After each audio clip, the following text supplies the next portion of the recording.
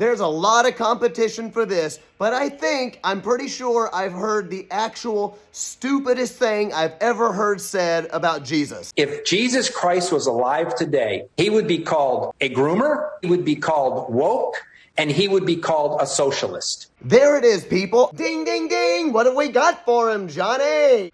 By the way, Jesus is alive today. A groomer? Imagining Jesus pulling 5-year-olds away and saying, we're going to have a talk about sex and radical gender theory and explain to you why you can be a two-spirit if you want. Let's see what Jesus actually says. Matthew 19:4, Jesus says, haven't you read that at the beginning the Creator made them male and female? Wait a minute. How could Jesus even know that? He's not a biologist.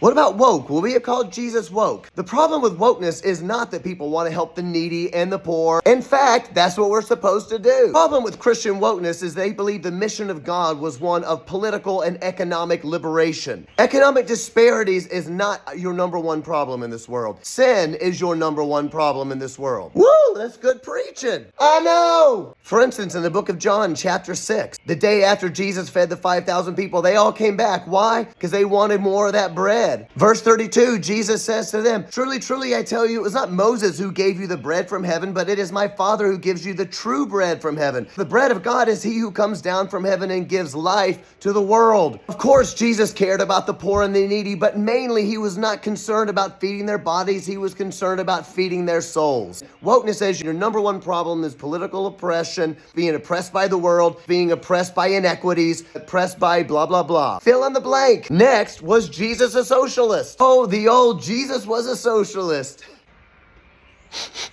I smell commies. Have you noticed that Jesus is always quoting the Old Testament? That is his way of making a claim of authority, which means that Jesus himself, the Word of God become flesh, believed that the Old Testament was authoritative. Jesus, the Word of God, used the authoritative Old Testament Word of God to prove that Jesus' words were true. Follow that. What does the Old Testament have to say about work? Proverbs 18:9 says this, whoever is slack in his work is a brother to him who destroys. That's not very socialistic. There's another one in the Old Testament you may have heard. It says something like thou shalt not steal, which obviously presupposes private property. How can you steal something if nobody owns nothing? Yeah, John, but that was just the Old Testament. Let's see what the New Testament has to say. 1 Timothy 5, verse 8. If anyone does not provide for his relatives and especially for his immediate family, he has denied the faith and is worse than an unbeliever. When people who do not understand who Jesus was pervert the gospel in this way, you should stop listening to them. This is the Daily Coop.